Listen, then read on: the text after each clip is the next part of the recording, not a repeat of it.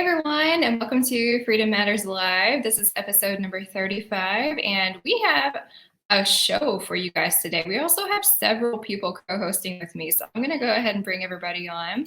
We have the lovely Teresa. Hello, Hey, Miss girl. Becky. Great to see you. You too. And Krishna. Hello, good evening, Hey. Becky, Teresa, and FMAG. It's great to be on as always. My regular co-host down there. And then we have the good KP. Hey, KP. Hey, guys. How are y'all? I'm so happy to have all of you on. Yeah, so we have a packed show. We have a couple of interviews at the start. We're going to talk to Miss Jennifer Bridges, which I see she's just joined us in the backstage area. So I'll bring her on in a second. Yeah. She's going to talk about an event that she had recently, and I would love to hear updates on her lawsuit. In case you didn't know, she's the nurse who's at the forefront of the lawsuit against Houston Methodist for their vaccine mandates. And she's always doing events. Jennifer is like everywhere all the time. Yeah. I don't know. Yeah. I don't know when she sleeps. Yeah, no, I actually was at her event in Montgomery last weekend. Yeah. Yeah, exactly. So we're going to find out any upcoming events she has. And then we have Dr. Seema Nanda coming on. She also hosted an event recently with the Young Conservatives of Texas. She's great, and we want to hear everything she's been up to. And then we have much more. Our main topic tonight is going to be the topic of the corrupt, well, I shouldn't say corrupt. Let me not get sued for slander, right? It may not be corrupt, but it looks pretty bad. The vaccine hesitancy company, Next Wave Strategies, that was hired by Fort Bend County, apparently the Fort Bend Independent newspaper dug into their documents. I guess they FOIA'd them and came out with it looks like they've done nothing with the $350,000 grant that they've received. So we're going to look at that article and dive into it. So I'm really excited, guys. Yeah, indeed. Likewise. Yeah. Definitely. Okay. It's going to be a great show. I think so. Okay, so without further ado, I'm just going to bring on Miss Jennifer Bridges. Hey, Jennifer. Hey, Jennifer. Good evening. How y'all doing? Hey, Good. Jennifer. Yeah, we're good. It's The great warrior. to have you on. Yeah. I know you were stuck in traffic. Yes. Don't mind me. I'm a hot mess. I just got off of work and was stuck in traffic, so I rushed as fast as I could. Poor thing. Well, we really appreciate that. Thank you, Jennifer. You could have just canceled on us, so thank you for not. No, I would have used my phone if I had to. There you go. Anyway, you can do it. Well, so Jennifer, tell us about the event. We kept advertising it every week. We were talking about it on our channel. Your group, Guardians of Medical Choice, did an event this past week, and tell us how it went. Oh my gosh, it went amazing. Luckily, we have the whole video of it. It was in Montgomery County, the birthplace of the Texas flag. It was this past Friday night. We had Dr. Peter McCullough come in as our main speaker. Dr. Stella Emanuel was there, Alan West, Chad Prather. Yeah. We had a whole bunch of other speakers, a great auction. We had a barbecue truck, a bar. I mean, you name it. It was a really great, just kind of hometown country event. And everybody loved it because like those kind of speakers, you don't usually get to meet, right? You just show up, see them speak on stage, and they're gone. But everybody got to walk around, meet everybody, take pictures. So people were thrilled. Like it was so good. And we raised almost $11,000. Wow. Wow. Yeah, I was actually there this past Friday. And yes, I can attest to all the great things that Jennifer said about it. And I certainly was glad and blessed to be there. And I didn't know that you all raised $11,000. So, wow, that's really incredible too. And yeah. That's great. And that goes toward your lawsuit, right? Yes. Every inch of money that, can you still see me? Yeah. I can. Oh, okay. Something happened with my laptop, but as long as you can see me. Definitely, yeah. Yeah. Can you see me? Yeah. Uh-huh. Yeah. Oh, okay. I don't know what happened, but no, yeah, all the money that we raised goes straight to our lawsuit. We did the t-shirt sales. We did the auction. It was great. It went so well. And I've got to give a major kudos to Alan West. I'm sorry, Lieutenant Colonel Alan West. This man showed up before the event, helped me actually set up. He stayed till the bitter end, helped us clean, and even took down tables and chairs. Like, wow. Super impressive. Like, it was amazing. What a great guy. Yes. It's a shame we couldn't get him in there instead of Abbott this year. Right. That we can only call him Lieutenant Colonel West instead of Governor West. Yeah. Right. Well, yeah. So are things still on hold with the lawsuit? I know you guys are expecting a Supreme Court visit at some point, or has that changed at all? Well, we're going to see what happens because we have our state lawsuit, which we actually have a hearing in May. So we're going to get up there and talk to the judges in the state court in just like little less than 2 months. So it's finally like coming along. It takes forever. And the federal lawsuit is currently in the Fifth Circuit Court of Appeals. So both sides have turned into their briefs. So it's kind of like an appellate argument between the lawyers now, but we're working really hard to get a verbal hearing. And if they grant it to us, which hopefully I think they might, then we'll find out when we get to make a trip to New Orleans to be in the courts so we can get on the stand and start talking actually. Okay, that's great. Yeah. How much have you had to learn about the law since you've started this? I mean, there's so many crazy things. Oh gosh, there is so many between the different laws and all the politics and everything. Like I've learned a lot in less than a year. Yeah. Like I don't think my poor brain can handle much more. You can probably go to law school after this. Yeah, I was going to say, it's like we've all like probably had like a, a mini law school course. Yeah. I know, but I could never, like the things that they know are just astronomical. I only know a little bit. And that's why I pay them to do all the work, because if I had to, it would be a nightmare. Well, it's a real shame that we have this long of a process to get something taken care of, but I'm so glad to hear that there's some updates for you coming down the pike soon. Yes, for sure. Well, I've been hogging Jennifer. Do you guys have questions for her? Well, so the lawsuit is when do you have the next? What's the next phase? It's May, correct? Well, yeah, May is the hearing for our state lawsuit. And then the federal one, it's basically right now in the Court of Appeals. It's just it's the lawyer thing. The lawyers are going back, putting in their documents, stating this, stating that. But let me tell you, like, it's crazy because Methodist lawyers, we've actually caught them lying in their brief. What? Which kind of, in their brief, they literally stated that the Pfizer vaccine was FDA approved. Of course. Like, it just blows my mind. Like, I don't even know how they can keep this stuff up. But as soon as, like, in the next couple of months, their little back-to-back argument should be done. And then we should get a court date to where we can actually go, in the court, talk to the judges, plead our side, show them all our evidence. And the Fifth Circuit, knock on wood, has been really good about being on our side. They just helped the United Airlines get back to work. Yeah. So I'm very, very hopeful. So we'll definitely, we'll keep our fingers crossed and keep praying that they keep siding with the good. I was going to ask, is there any lawsuits that have been won that helps your cause? That lawyers... Yeah. The one with the United Airlines, so they were suing all the pilots and everybody, the United Airlines, because, if they didn't take the vax, they weren't allowed to work. And I've talked to a bunch of the pilots, and basically the Fifth Circuit granted it to them, and they've won so far. They get to go back to work. Of course, I think they have little stipulations like testing or whatnot. And of course, United Airlines is trying to be arrogant, and they reserve the right to change things at any time. But as of right now, they get to go back to work. So that's a major win. Yeah, for sure. Awesome. It's interesting that that's not the way it's presented in the news. It's almost like United Airlines are allowing them to come back, not that they won any kind of lawsuit, right? Oh, God. Yeah, right, yeah. Anything you hear in the news, take with a grain of salt, of course, and it's probably the complete opposite. Exactly. Absolutely. Yeah, for sure. Well, Jennifer, I think we have an event coming up that you are speaking at. I'm going to put it on camera here. Oh, yeah. It's in May, right? Oh, you know what? This is a different one. I'm getting all of our events confused. Are you speaking at the Global COVID Summit on April 9th? As far as I know, as of right now, no. I think that's only going to be for the doctors. But I'll most likely be there unless something comes up. So you never know. Like, there's so many times I just get grabbed and thrown up there. But as of right now, no, I'm not supposed to. Okay. Well, what is your event that's coming up? I actually don't have any myself that has been planned because the last one was so much work that I'm just kind of taking a break. But I know I've been asked to speak at several places. And I'm working really hard now with Alex Mealer for Harris County Judge.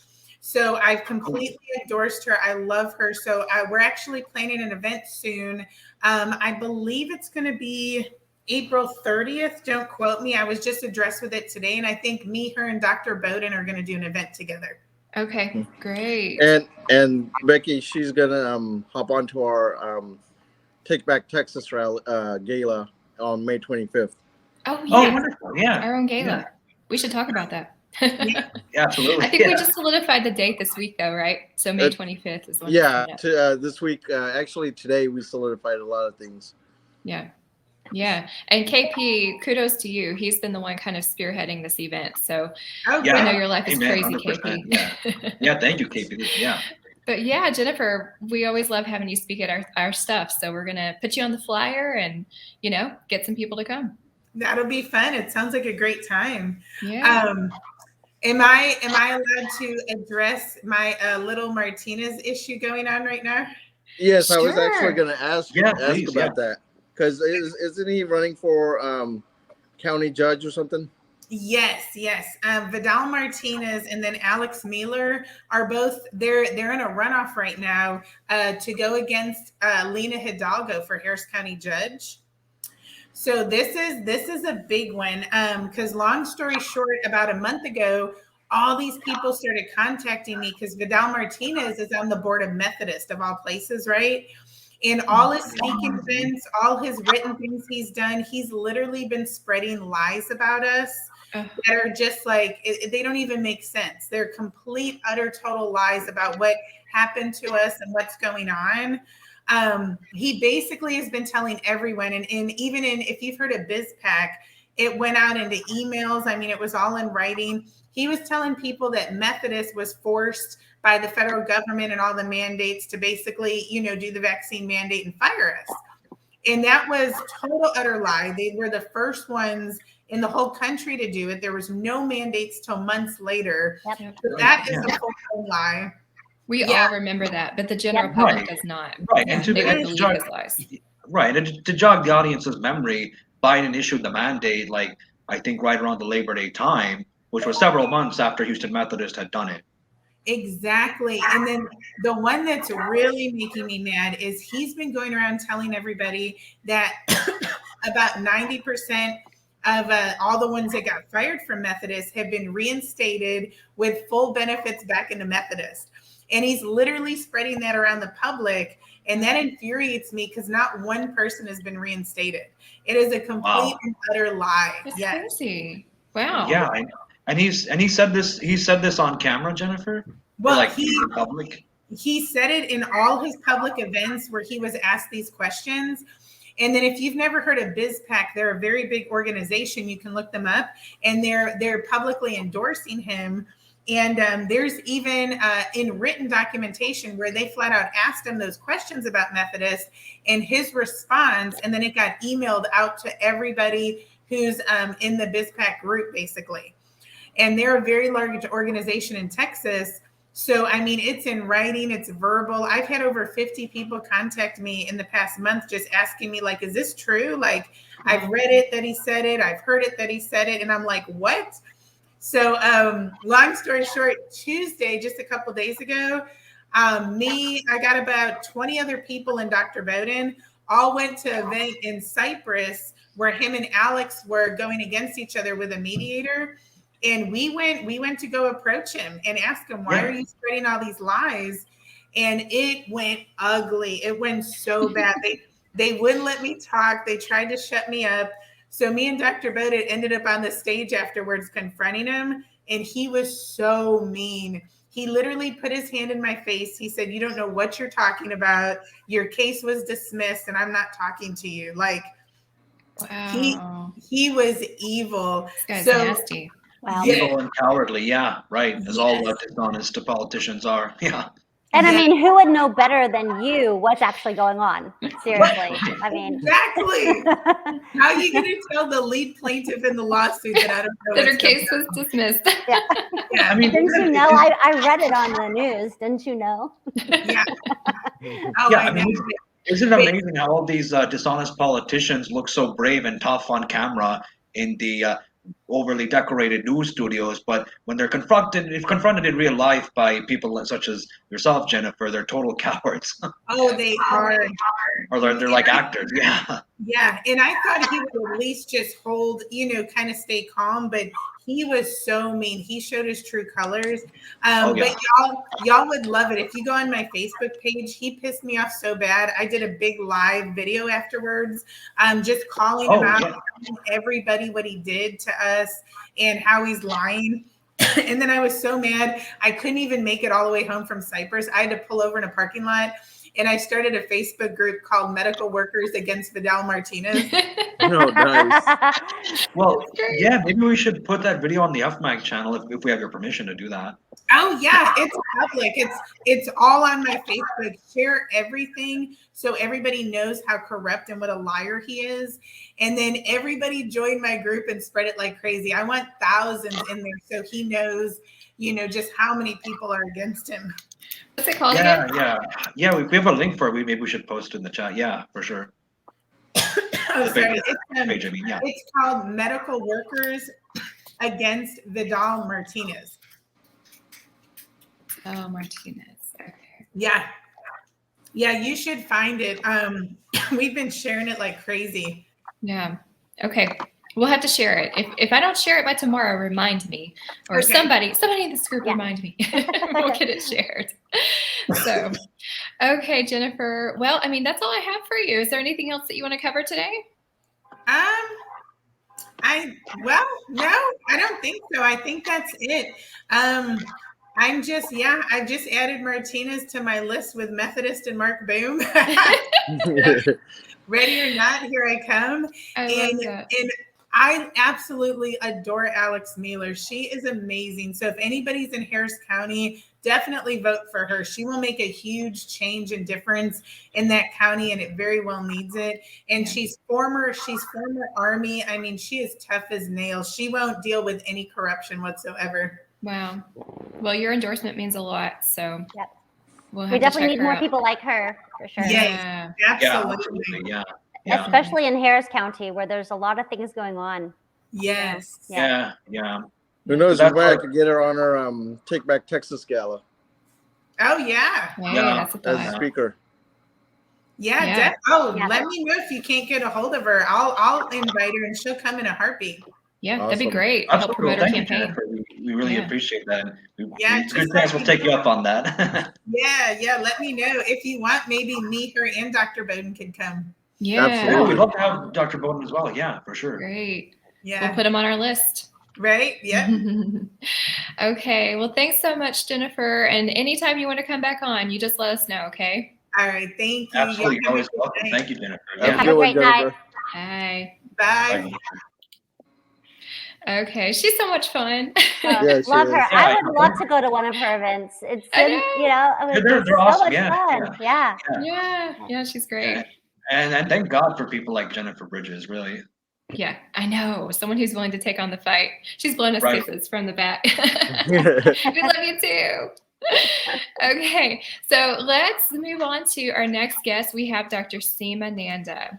Hey, Dr. Nanda. Well, how can I come after Jennifer? Oh my goodness. She's a hard act to follow. Hard act to follow, but I will try. I will try to be as entertaining, right? Well, you have emceed a couple of our events, so I know you're entertaining. Oh my gosh. And I love it. It is so great, and I'm so excited to hear about the gala and whatever cooking in the books there. You guys never stop, so that's awesome.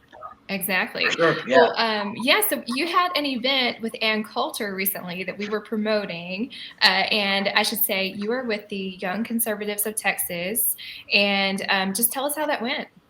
Oh my goodness, where do I even start? Well, first it was the chaos that ensued before the event. I don't know if you guys know this, but yes, refresh us Yes. though. I don't actually, so yeah, please. yeah, so myself. the university in its wisdom thinks that they can't protect us, so we have to pay for our own protection. So what started out was the standard 2 police officers, then escalated to 5, then escalated to 10, then 15, and then plus 2 fire marshals. And I'm thinking, what are they expecting? The apocalypse?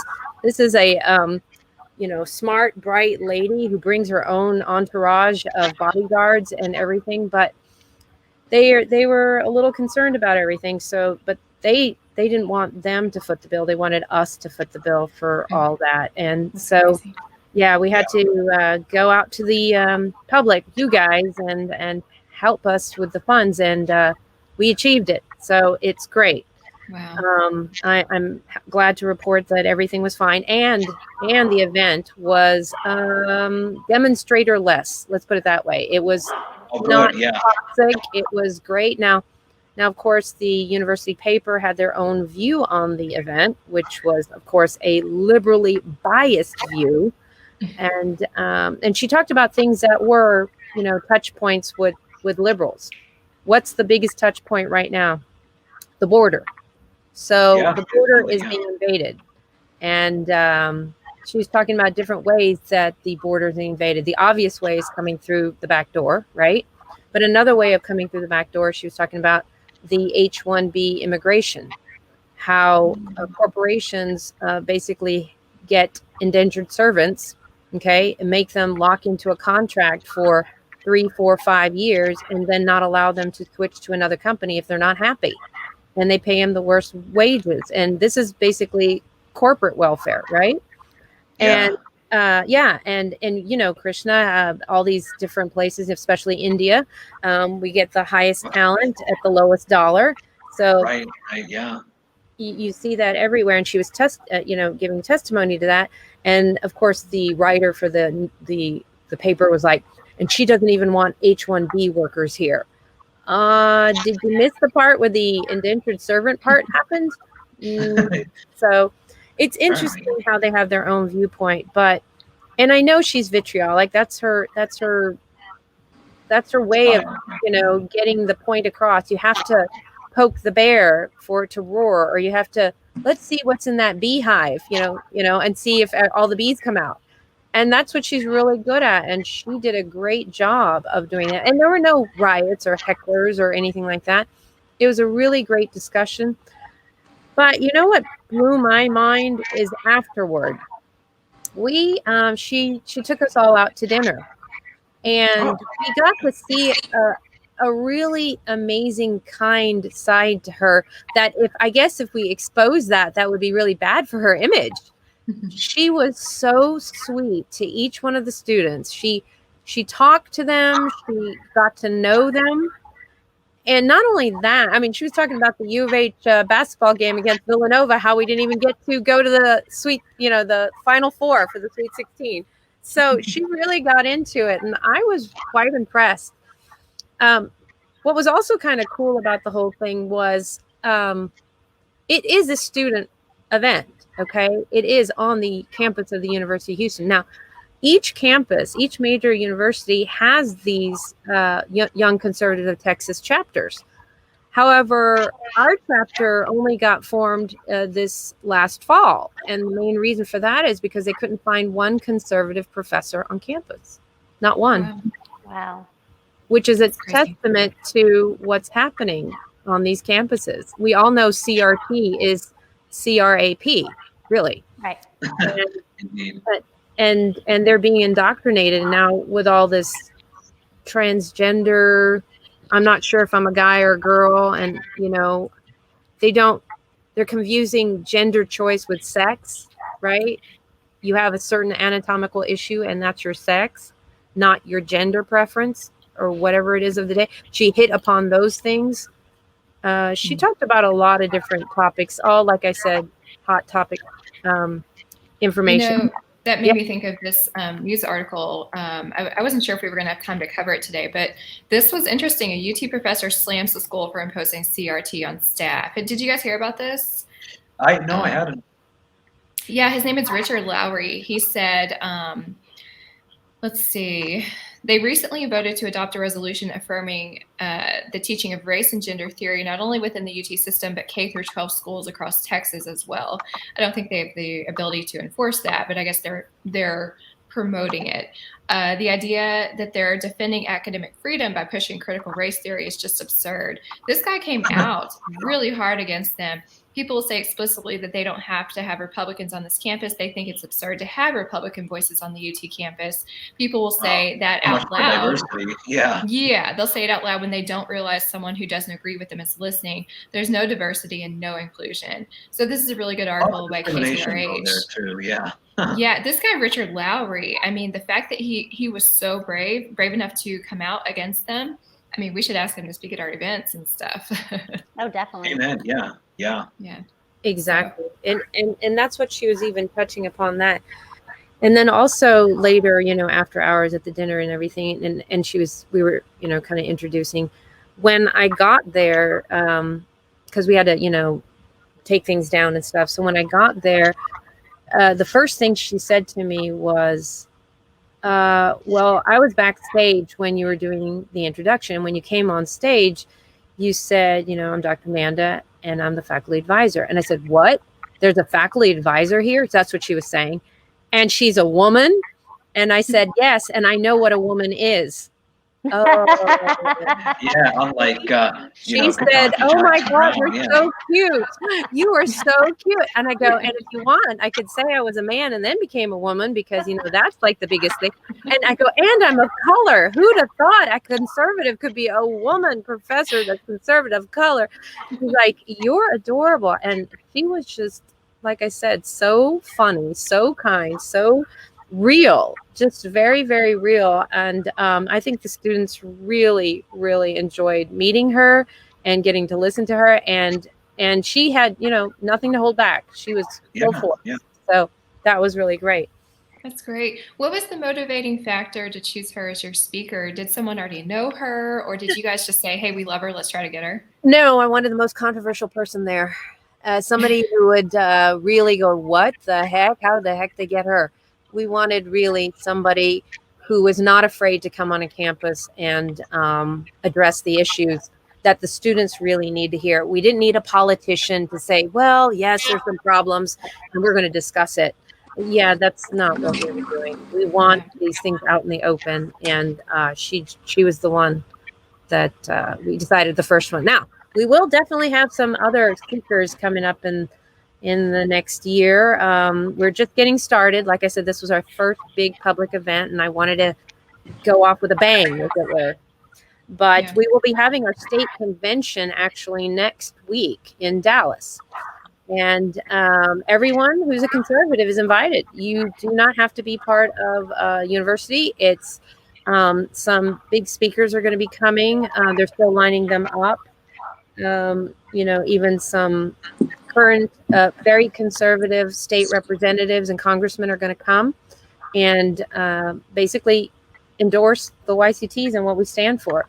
We're not a bunch of rhinos, and we're not going to stand down. Okay, if there's an issue that needs to be brought up, and all the conservatives that we endorse have to get on a scale of 1 to 100, they have to get 80% or higher before we will endorse them on whatever their voting history was. So if they didn't get, the proper voting history, they were not going to be.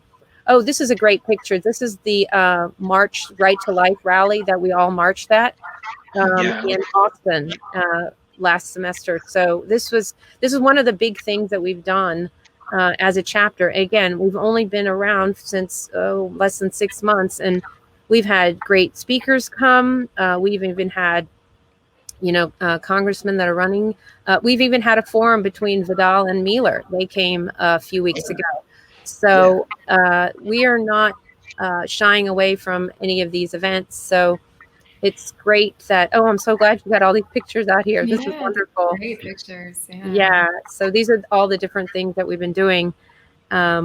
And we'll continue to do. We're going to have somebody come from PragerU at the event. There I am, hiding there, run away, right? That was funny. I said howdy to the audience, and she said, "Now I know I'm in Texas because we said howdy." Wait, Seema, you were hiding? What? No, I was trying to, blow out some fire. That doesn't sound like you. It does not sound like you. Oh, there I am. Yeah, that's it. Look, there was a judge there. That was a great. A lot of great candidates were there. I was really appreciative of them. Even Judge Niall Copeland was there, and Judge Staley, he came. And then a few other candidates. I think there was Johnny Teague. There was a picture of him. There he is. Johnny Teague is there. Right here, this one. Oh, that's me. That's Judge Copeland. Yeah.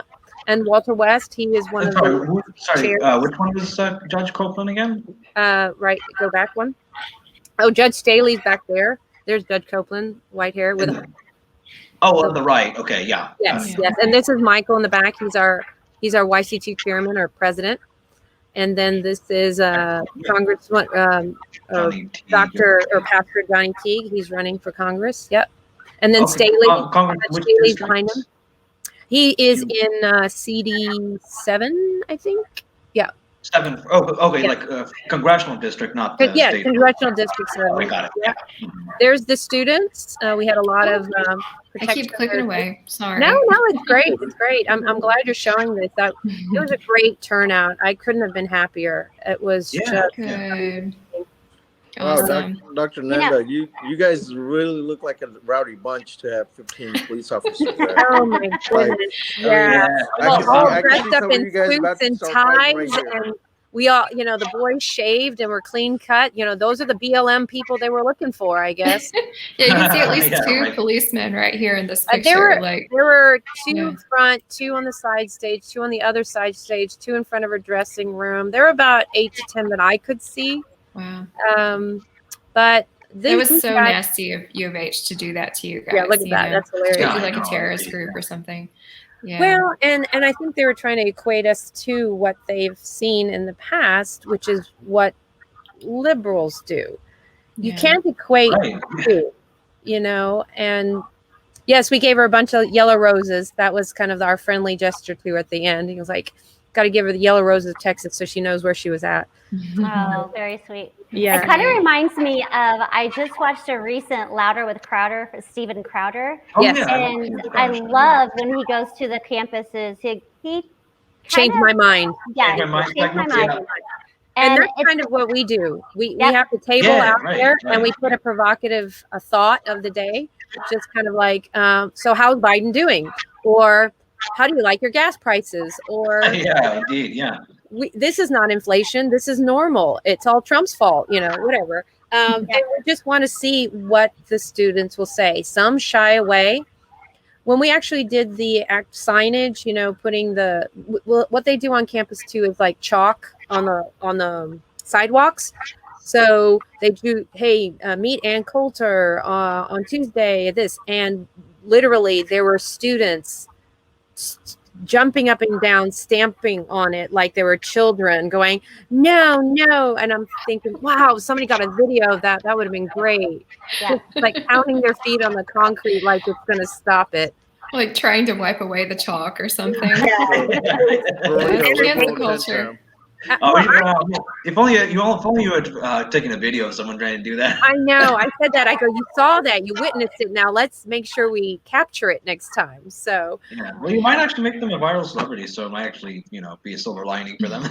Right. Well, I want to definitely put down here, if anyone is interested, I guess I'll put it in the private chat and you guys can look. If you guys want to get tickets to the event, it's next week in Dallas. And like I said, anyone and everyone is invited. If you just want to hear some really great conservative voices. And Young Conservative Texas has actually been around since 1980. It's just they lost their voice on the campus of the university for the last 7 years because they've been, unable to find somebody like me who's willing to stand up for rights. And in fact, there were quite a few students who were, they called themselves socialists, not my word, theirs. And they came to the event and they wanted to hear what she said. And that was interesting. And we had some people from PragerU there. And I was listening to them, and she said this, which I thought was brilliant. She said, the difference actually between you and us is that we believe in freedom of speech and your right to say it, whether you disagree or not. You don't allow us to have that voice. I would like to know what's the double standard there. And of course, he's just a, 18, 19, 20-year-old kid. He doesn't know that, but he says, you guys are oppressive, you guys, and just the mantra, but really not listening. And she just said, just stop and listen to yourself. You are allowed to believe what you want, but you don't allow us to believe what we want. Understand that is not freedom of expression. Wow. Brilliant. Right. Absolutely. Right. And also, who's the oppressor? You're claiming to be the oppressor, but you're actually, or oppressed, but you're actually the oppressor. Yeah. Yes. Right. They don't see themselves that way. They see themselves as uniters of their cause, but they're actually dividers of the country. So, and I think I described it best saying what Ann Coulter really represents. It's that the Democrats love to hate her, but the Republicans hate to love her, because she really, really says what they may feel, but are too afraid because of the rhino factor. And I like what you said, Katie. Rhinos belong in zoos, not in politics. So on that note, the most enigmatic, charismatic, and slightly diplomatic or less diplomatic Ann Coulter. So it was a great event. Can't wait for more. And I will definitely love to maybe partner up with you in the future. Maybe we can get some agreeable conservative voices out there and have the students really engage, because we started out with 3 students. We're up to 62 right now, and I want that to be 2,062. That's awesome. So I love that. I love that you're going into the universities and spreading this message. You got to start young, because they're indoctrinating everyone. Yeah. In fact, if we can get to the high school level, I want that. Probably to go lower with all the the pre-K, transgender, and maybe we should go with the pre-K. Yeah. So, Dr. Nanda, how does someone start something like this at their college if there's not a group the university? That is a great question, Teresa. In fact, that's a question we all wonder why not all schools have it. This charter has been around since 1980. Okay, you won't believe it, but Steve Monasteri is the one who started it. It's that's a long ways ago. But go to yct.org and say, my university, even though it's a small university, look at us. We started with 2 people. We're a huge university, but it's been taken over.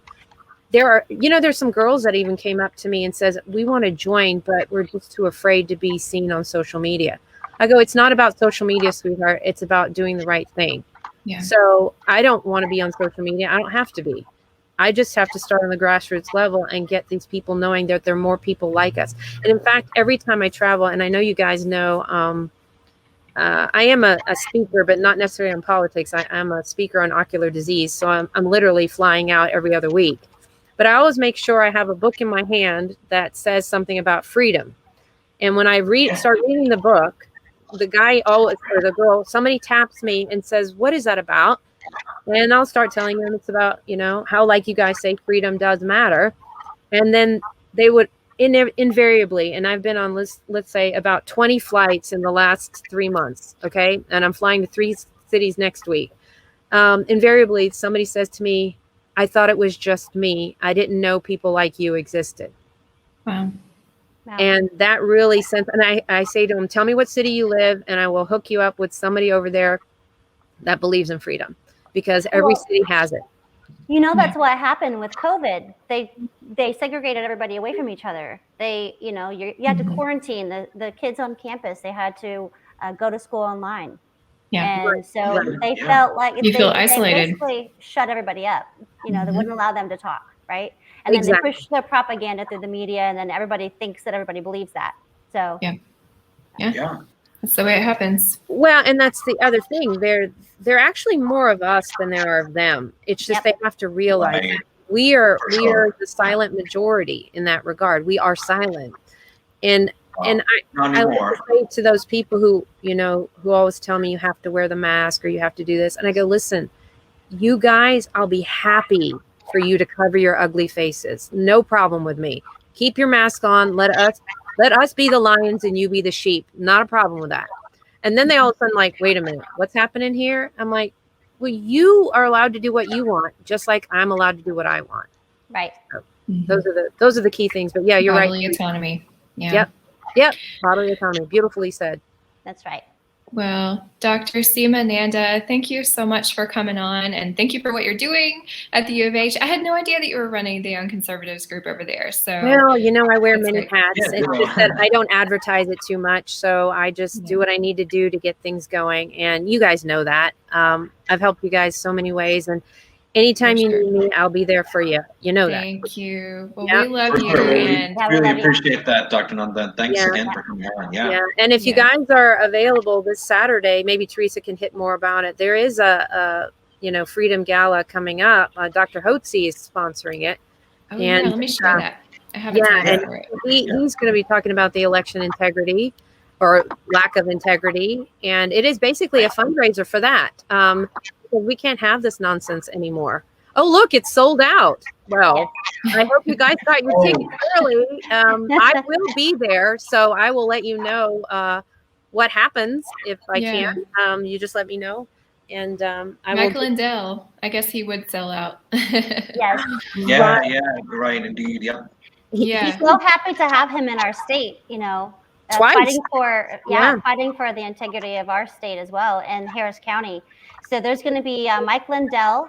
He's going to be the keynote speaker. It looks like the Texas Attorney General Ken Paxton's going to be there, and he's going to talk about there's been some things going on where they're trying to change, like the state Congress is trying to change who is in charge of election integrity or who can sue who, right? So Texas Attorney General Paxton, if I had to guess, he's going to be talking about that. So he said he's going to address the constitutional crisis we face in enforcing the Texas election code to prevent vote fraud.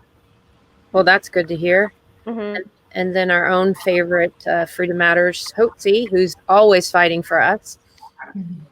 Yeah, so we love Hotze too. Mm-hmm. Yeah, so that's great. Well, unfortunately, it's sold out, but maybe the next one. I guess everybody follow Mike Lindell for the next time he comes to Texas. Your tickets fast. Right. I wonder if it's going to be recorded at all. Like, are any of the smaller conservative news outlets going to cover that, or maybe he'll have an update or something? Yeah, probably live stream it or something. Yeah, right. Yeah, live stream. Well, that's probably true, but I'll try to take some snippets with my iPhone. I know it's not the same thing, but we can get some information. I'll give you the 411 whatever I can. Okay. Whatever you find out, if you find out that they're live streaming it, just let us know and we'll share it to our channels. Wonderful. That's a great idea. Awesome. For sure. No, appreciate that. Yeah. Well, thank you. Thank you, Seema. We really appreciate you coming on today. Hey, no worries. Thanks, guys. It was great seeing all of you, and look forward to seeing you again. Take care. Okay. Thank you. Likewise. Thanks, Dr. Nanda. Yep. Okay. We're running a little bit behind today. Our next guest is probably looking at his watch. But fortunately, he's a member of FMAG and he forgives us and loves us. So I'm going to pull up his this is a new segment. I should introduce it. This is really cool. We have a segment called Just the Facts. And we need some kind of a music to pop up when we show this. Just the facts, da da da da, or something like that. Right. If anyone's musical, write us a song. But yeah, this is a segment with Eric Smith. He's a member of FMAG. I'm going to bring him on. Hey, Eric. Hey, Eric. how's it going? Hey, Eric. Hey. Hey. Yeah. So Eric is the leader of our research team, and he is constantly digging into the news, digging into new studies that come out related to COVID and masks. And Eric, you were also an engineer, and you work in this field as well. I think you worked for Pfizer for a little bit also, so you kind of know the ins and outs of that company. Oh, wow. Yeah. Yeah. Inside definitely baseball. He's the more scientist than all of us combined, I think. Yes. Yeah, no, it's a real privilege to have you with us, Eric. And I don't think Thank you. So it's nice to meet you. You too. Yeah, definitely. Yeah, and in addition to being an engineer and digging into the news and the COVID data, my hobby for a long time now has been economics, and I thought that that's a very relevant topic these days. Yeah, for sure. So and you're saying that to an economics major here, so yeah. Oh shoot! Now the pressure's on. Indeed. So, and is that the topic for today? Is that what we're focusing on for this Just the Facts segment? It is. I wanted to introduce kind of the way the school of economics that I ascribe to, and how it really lends itself to conservative viewpoints. And so the way that I think about it is that, you know, conservatives understand the importance of tradition, family values, things that have held families together and societies together for thousands of years. But things like macroeconomics is actually a relatively new field of study. It's only been around for a couple hundred years. And in that time, it's gone through many revolutions or very large shifts in how people understood economics. And so I think with, you know, you look at the news and you see the academics trying to pitch, oh, this is what economics really tells you, or Nancy Pelosi getting up there and saying, oh, well, government spending decreases inflation somehow. Like, it's good to have a little bit of a background on the way to tackle these problems, and kind of, you know, stand on the shoulders of giants and understand where to look for these answers. Yeah, that's great. So macroeconomics. Are we going to talk about Milton Friedman and all those great guys? Well, okay, let's jump into that.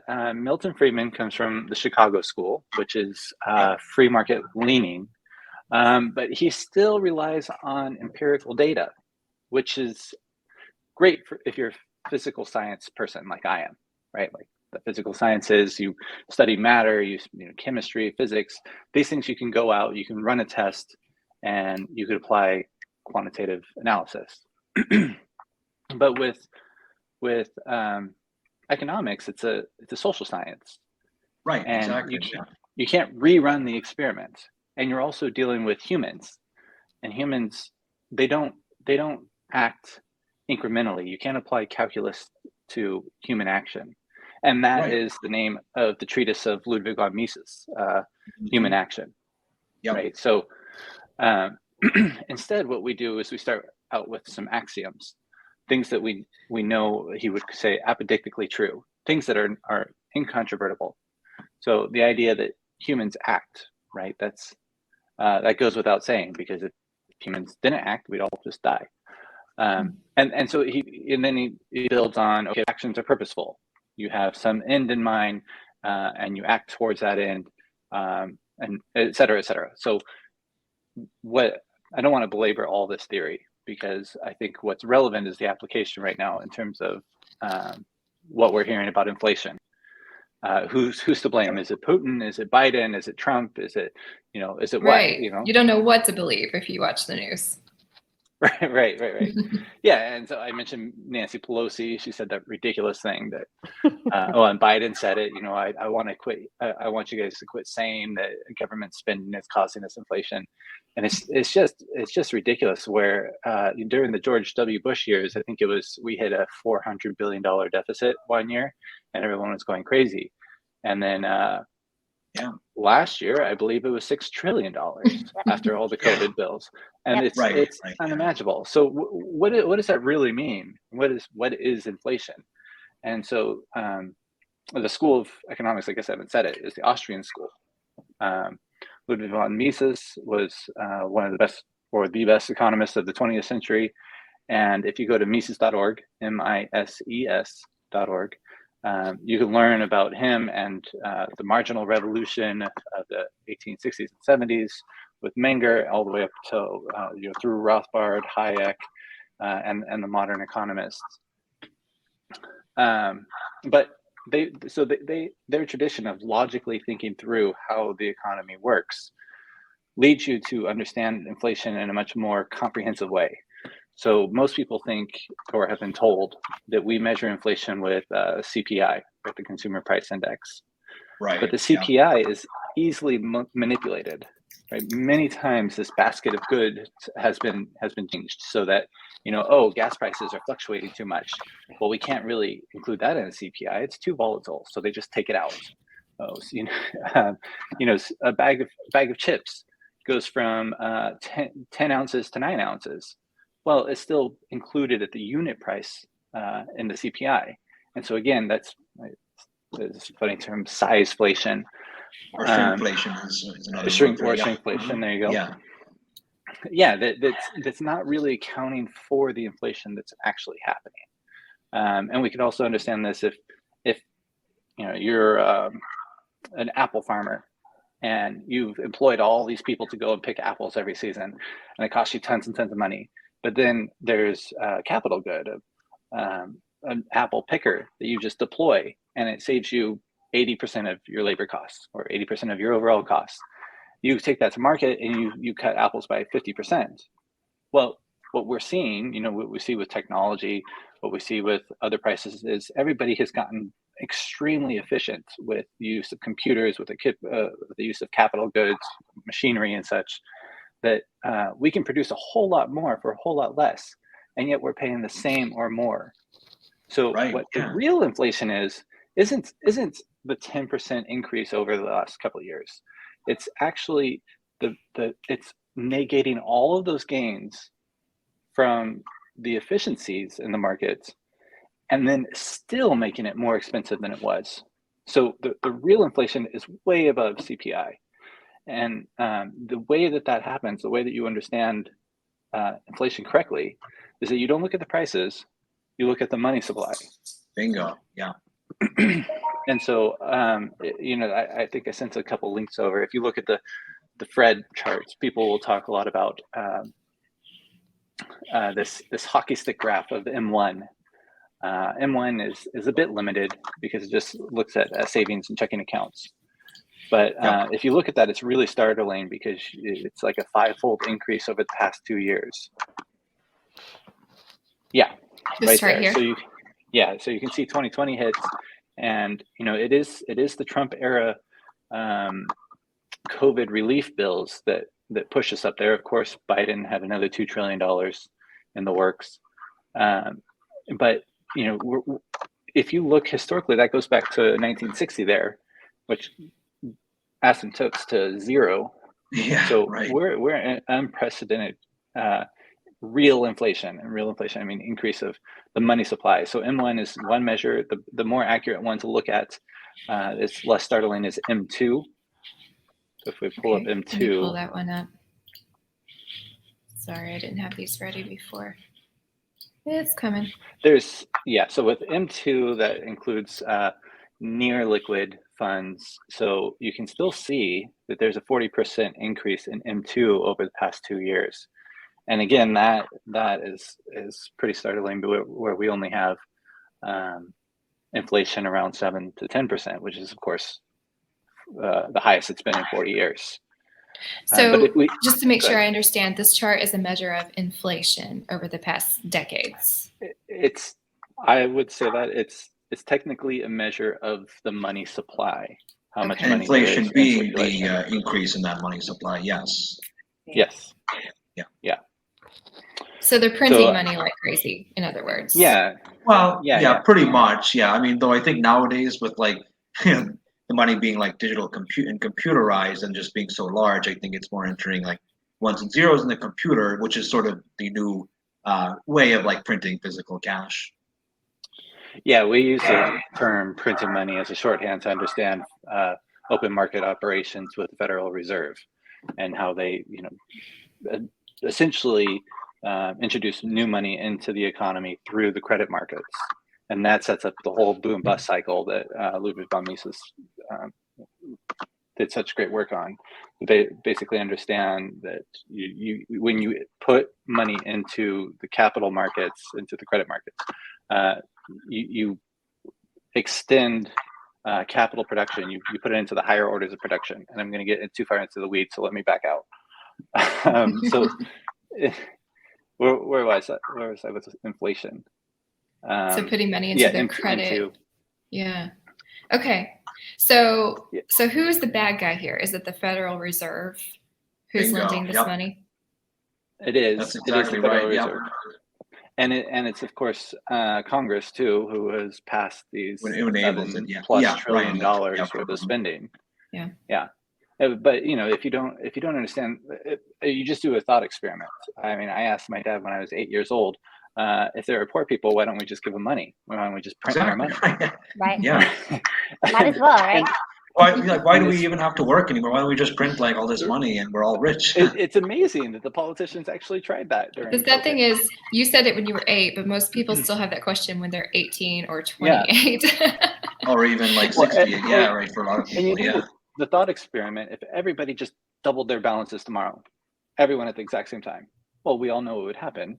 All the prices would double at the exact same time. But that's not how money enters the market. It's like, somebody in their basement, to think through this process. Okay, now there's somebody in the basement printing hundreds of dollars of bill or $100 bills over and over and over. Great for him. It's going to get out to everybody.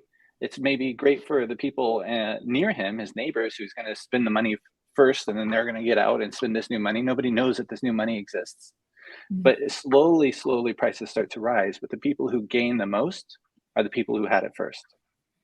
And maybe that would be a great topic for another podcast, but that's called Cantillon effects from Richard Cantillon.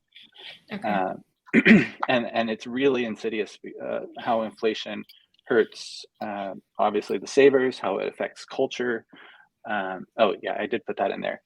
And how it distorts markets and how it incentivizes, debt over savings. And it's really... it's all types of bad stuff. It would take a few hours to go through. Well, this is enlightening. It's always a deep dive when you come on. It's very interesting because I would like to know more. I have a question. So if I have money in the bank and I'm taking it out of the Federal Reserve or the federal banking system or the central banking system, and I'm putting it in Bitcoin or cryptocurrency, is that affecting the inflation at all? No. If you're taking, or does that just devalue the dollar? No, because that's not affecting inflation, because you're not like actually printing like new money. You're just taking the money that's already printed and like buying something. Like because you were saying like you bought Bitcoin, it'd be like if you were to buy like groceries or the house. That's not really inflation, because again, no new money is like printed or created into existence. Gotcha. So it has nothing to do with your spending habits. Correct. Yeah. It's just that the spending habits, the reason that's important is because, as we were saying, like, let's say you just printed like twice the amount of money that's there. If lots of people then go out and spend that on goods and services, those goods and services prices go up because of that extra triggered purchases. But that's just an effect. Like if you created that money, but nobody spent anything, the prices would likely not go up. Right. Okay. Because does it go back to supply and demand? Because if everyone in the world can buy, beef for $20 a pound, then the beef comes off the shelf, and then the price goes up. The price goes up to $25 a pound, basically.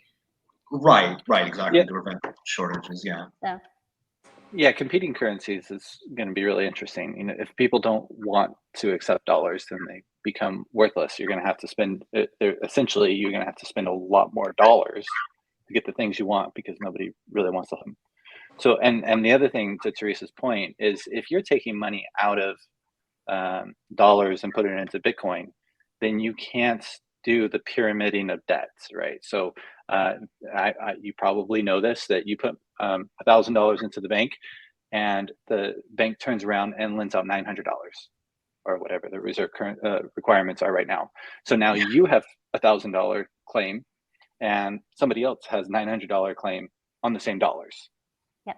Okay, so by taking that money out, they are not actually allowed to do that pyramiding where, okay, then that 900 gets put in a bank account and lend out 90% of that and 90% of that.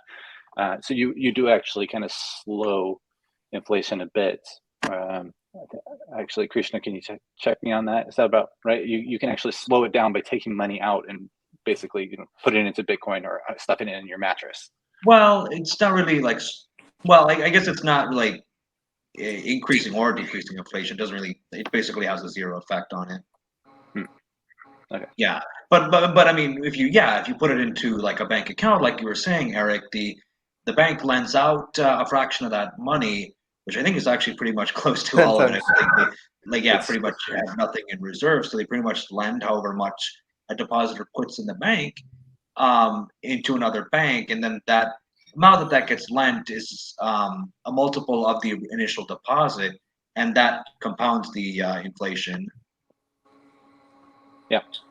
Yeah, because then when that bank lends out the deposit, what happens to that money that gets that gets lent? It gets put into another bank, and then that bank lends it out to another bank, and then that creates sort of a vicious cycle of like more and more inflation. Yeah. Bitcoin, you can't do that, right? So it's 100% reserve currency, so to speak. Yeah. Well, one thing I really recommend is for people to read, if you haven't already, The Creature from Jekyll Island by G. Edward Griffin, because he does a very excellent job of like describing how the fractional reserve banking that has characterized our banking system under the Federal Reserve, as well as all the ugly but important history behind it. He does a very excellent job going through that. Quite frankly, if I may say, I think it's pretty accurate to say that I learned a lot more about like true, like real legitimate economics just from reading that book than I did in 4 years of university study as an economics major. Yeah, and Ron Paul has a book called In the Fed that references that, and Murray Rothbard has a great book called What Has Government Done to Our Money? That covers all that. And it also introduces you to the idea of cronyism, the fact that the Creature from Jekyll Island is talking about the bankers who got together and drafted the Federal Reserve Act of 1913. And it shows you that the way that you gain power as a business is to be in cahoots with the government and have them force their monopoly on the people. And you realize it's the separation of government from the market that really provides us with the best freedom and the actual free market benefits. Right. They shouldn't be getting involved with private business, right? You don't prop one company up, because they pay you or somehow, pay you off to get that done. You quickly find out that all these regulations are put in place with the support of big business because they're the ones who can accept it or who can handle the costs of meeting the regulations. Right. But to everybody else, it's a basic conflict of interest for us normal people. Yeah, right. Because like the big already existing rich companies, most of them, were able to grow before the advent of these regulations, can afford the cost of these regulations, whereas their medium and small sized competitors can't. So that they close the gate behind them. Yeah, right. It almost forces them out of business, and beyond that, it makes it harder for new enterprises to enter the market and compete. Yep, exactly. It's a great way to squash competition. Yep. Yeah, absolutely. Yeah, when you think about how big and bloated and corrupt our federal government is, it's just like more of a reason to you maybe not need them, maybe separate from them. Maybe a Texit is in order. Yes, please. Yeah, right. But that's a conversation for another day, for a Dan Miller podcast. Indeed, yeah, if we can get him back. Yeah, too bad he didn't win, yeah. I know, I hated that. Yeah. Well, Eric, thank you so much for coming on. Hey, do you want to hang on and talk about our last topic with us? Do you have time? Yeah, I do actually. Yeah. Okay. Yeah. Well, I know it's getting late and we all have, suppers to get to and everything. So let me pull up this last one. We had so many news stories this week and I really had trouble, picking one. But this is one about next wave strategies. Did you guys realize, I didn't make the connection until today, that Next Wave is the same company that Harris County hired to do their vaccine data collection, and then they squashed the contract because there was so much controversy over it. But Fort Bend County, meanwhile, is still employing Next Wave strategies. Did you guys know that? So you're saying that Next Wave is actually Elevate Strategies? Or owned by the same person? That's what this article says. I hope I'm not misreading the article, They talked about them as if they were in cahoots with Fort Bend, or Harris. Yes. Is that wrong? No, that's correct. Well, Is it? That's what I read from the article as well.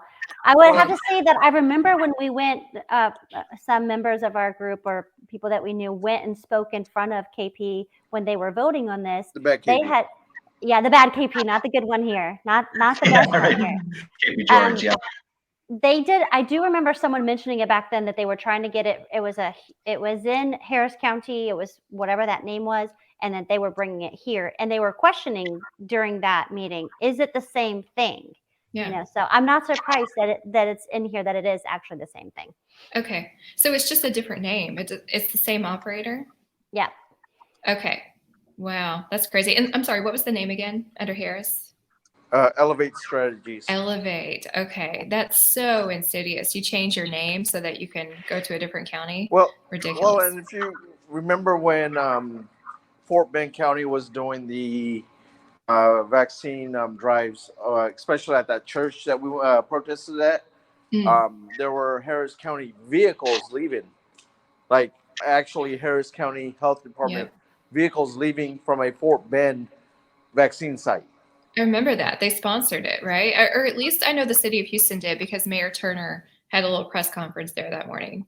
Yeah, he had, but he's not even the mayor, or he has no jurisdiction in. What's he doing in Fort Bend? Yeah, right. I know. So I found that kind of weird that Harris County is coming into Fort Bend, and Fort Bend is following their steps. Yeah, they're all interconnected, right? It's probably the same people. They're running the same circles. Right. But yeah, so this is corrupt good old boys network. Yeah, I know. So this is an article by the Fort Bend Independent, and if you guys don't read it, it's a great newspaper. They're online. I think they deliver as well. The author here, Seshadri Kumar, we just call him Kumar. He said, just call me Kumar. He's great. He's met with us before. He's come to our events. He really cares about the facts and digs in on these issues. So this article says, next wave hardly makes a ripple, let alone waves in Fort Bend's vaccination outreach. So this is a long article. I'm going to try to pick and choose here. Fort Bend's controversial community vaccine outreach, ostensibly to increase the vaccination rate among certain segments of the population, has resulted in 90 pages of invoices, including timesheets, bills from subcontractors, and payment receipts. And the chosen contractor has been paid more than $100,000 so far. And the total, I believe, is $350,000 for the contract. Let's see, how did they deliver for this money? Marketing and proofreading services by the company in Oregon, creative assets from Atlanta. So basically they hired out all these, here's a California-based firm that did the graphic design. They hired all these out-of-state people to do these things. Let's see. Erica Johnson, managing partner of Next Wave, in a letter dated January 4th, wrote that due to the significant internal delay in project implementation, 5 months, the subcontract for monthly qualitative analysis was reduced until we resumed the full scope of all project activities. This is a really wordy letter where she basically is saying, we're undergoing some delays. Right. So that's why you're not seeing any results here. And for anyone who doesn't remember, this is basically where they were supposed to be coming around, knocking door to door and asking you about your vaccination status, which is completely, Right, which we were against from the start. We protested that. Yeah, exactly. Yeah, right. Because they're going to say, well, would you like to get a vaccine? Did you know that you can go to these places and pressure people into it? Yeah, I mean, everybody knows where they can get a vaccine. Yeah, I mean, and even back then, I mean, it was like, you go here and go here, and you can, I mean, it's coming at you at every direction. You can go to CVS in any corner. I mean, if you don't know how to get one now, I mean, you must live somewhere in a cave, honestly. Yeah, really, yeah. Exactly. So here's one part that he dug into. He said there was renting audio visual services for a press conference that costs over $1,000. And he said, where does the contract say that Next Wave shall arrange for a press conference? Was there even a press conference? Like, he couldn't find, he's in the media and he didn't know about this press conference that supposedly happened that they were billed for. One invoice from Standout Communications was for a consultant for $1,500 a month. And then he goes through the timesheets that Erica Johnson posted, they basically each day repeated. So the repeat was project onboarding, set up data collection systems, teams, and dashboards. Next day, project onboarding, set up collection systems and teams and dashboards. I'm sorry, guys. I've set up teams of people to work on projects within internal systems. It doesn't take you 5 days to do that. She basically was setting up the teams all week long and billing for it. Yeah, suspicious. Let's see. Yeah, I'm scrolling through here. Weekly project team meeting.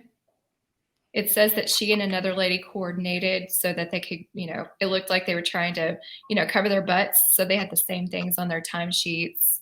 Exactly. Post weekly team meeting deliverables. Yeah, all this stuff. It's long. Another timesheet.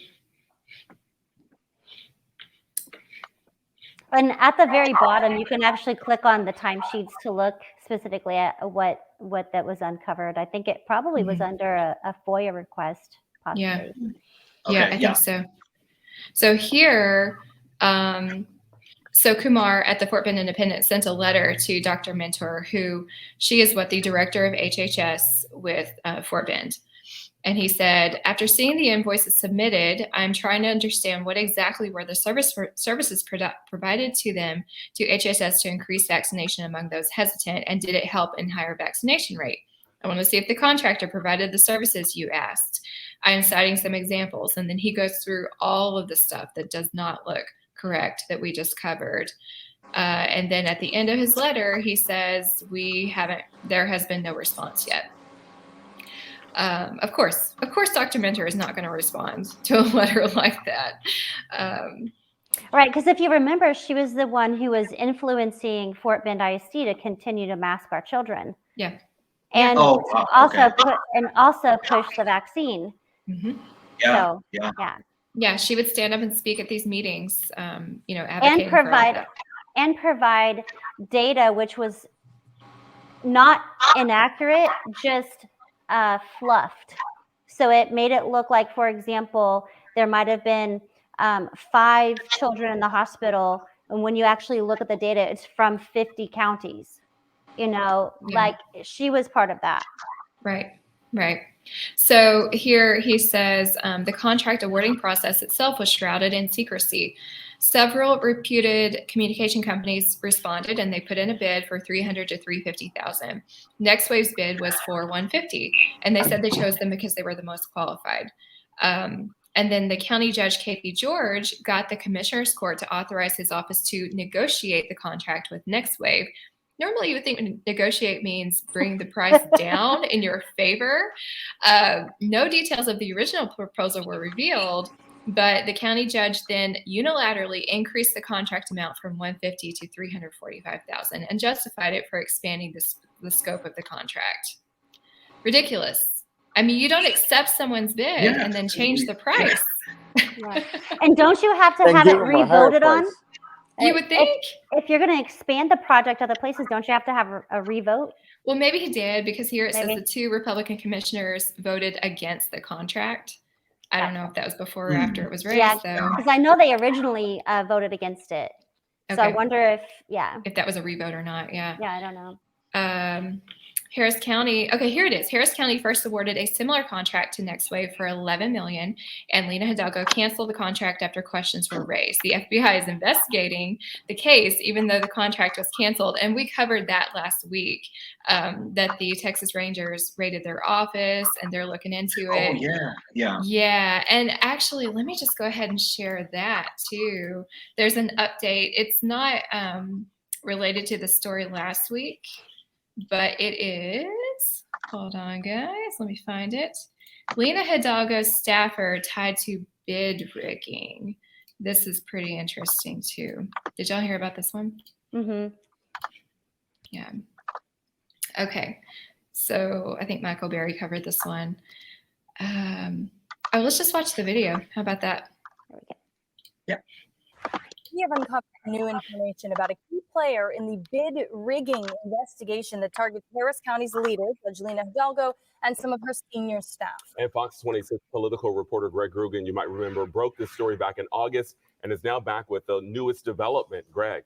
John and Caitlin, we've learned a former member of Judge Hidalgo's inner circle, who the Texas Rangers believe tampered with government documents and misused official information, has been given a new job, and you, the taxpayer, are still funding his salary. One of Harris County Judge Lina Hidalgo's senior aides implicated in an alleged $11 million bid rigging scheme left her staff for a new job just 5 days after Texas Rangers served search warrants on the judge and members of her inner circle. An open records request by Fox 26 revealed Aaron Dunn began his employment at the Harris County Flood Control District as a flood resilience planner on March 16th. 9 days before the court release of Ranger affidavits implicating Dunn and 2 others in the potentially illegal steering of a COVID communication contract to a little-known one-woman firm called Elevate Strategies. When things happen that closely, it's no coincidence. Rice political analyst Mark Jones says Dunn's rapid displacement smells rotten. It's probably a way to get him to go someplace else and perhaps remain quiet about what he knows about Judge Hidalgo's involvement in this whole sordid affair. Personnel records obtained by Fox 26 indicate the move for Dunn was lucrative, with his taxpayer-funded salary increasing from $111,000 to $125,000 per year. What's more, the senior flood control job for which he was selected was never publicly posted for other applicants to pursue. While Hidalgo says she's been advised by attorneys not to comment on the investigation, the judge's political adversaries have plenty to say. Former federal prosecutor Vidal Martinez is one of 2 Republican candidates seeking to dislodge the incumbent from office. A responsible, honest public official would Oh send no, this is the anyone bad on- one. I'm sorry, Jennifer Bridges. Yeah, I know. would Let's send not them promote home with pay pending an investigation. Don't listen You to would this guy. not encourage a person or allow a person to go and make to another department and make more money during that process. It's the exact opposite of what most responsible. Yeah, just as a reminder, this is who Jennifer Dr. Bridges Jones was saying sums it up. was a big coward when she The evidence when is it so spoke to him. clear-cut, and the smell is so bad that it's not something that can be swept under the rug. Multiple legal experts and sources familiar with the case anticipate additional warrants will be served and additional targets revealed before this investigation of alleged corruption is complete. In the newsroom, Greg Grugan, Fox 26 News. Wow. It's pretty crazy, huh? I mean, it seems illogical to move him to a new job whenever, you know, this is going to follow him. They can still find you in the new department that you're in. Exactly. I mean, you know, they kind of just probably created that job for him if they never posted it anywhere. And especially that's a good point. If it hadn't been a job before, Yeah, they probably just kind of created, here, we're going to create a job for you. it probably wasn't even a need. I mean, and usually, I mean, what employer is going to really hire someone who's under investigation like that? It's true. I mean, yeah. Interesting. Yeah. So we will keep watching that. Has anybody heard any other news about that investigation with her office? That was all I found this week. Yeah, this is all news to No, me. not yet. That's it. Okay. Yeah. I'm sure it'll be slow going, but I just love that the Texas Rangers raided her office. Yeah, you're doing the job. At least Thank goodness, you know, I would have to say thank goodness for our Texas Rangers, because I was listening to someone who's on the front line down at the border, and they said that the National Guard is not doing diddly down there about the crisis, but the Texas Rangers are the ones who are stepping up and trying to protect people. Yeah. Wow. So, and That's we're awesome. paying the National Guard, for Texas National Guard, and they're not doing what they're supposed to be doing. Yeah. Yeah. We need a clip of Boomhauer from, what's it called? Texas show. Oh, it's too late. King of the Hill? King of the Hill. King of the Hill. Because, you know, you never find out what his job is all throughout the show. And then I think like the last episode, you see he's a Texas Ranger. Oh, that's funny. yeah. That's funny. You remember that? Yeah. Old big, The good old yeah. Take me back a couple decades. Yeah, exactly. So just to reiterate, Alexandra Mueller is the candidate for Harris County judge that Jennifer Bridges is supporting. She said she's a real trooper. And this guy who was in that video just now, Vidal Martinez, is kind of a creep, and he's spreading lies about the other Republican candidate, Alexandra. So yeah, just give her a plug one more time there. Yeah, for sure. Okay, well, that's all I got today. Is there anything I'm forgetting, guys? No, I think we covered a pretty comprehensive segment. This is great. Yeah, it's late. It's time for supper and bed. Yeah, indeed. Yeah. Well, thank you everyone for joining me tonight, and we will see you guys next week, Thursday at 7 p.m. for Freedom Matters Live. Thanks, guys. See you guys later. Have a great week. Bye, everybody. Bye.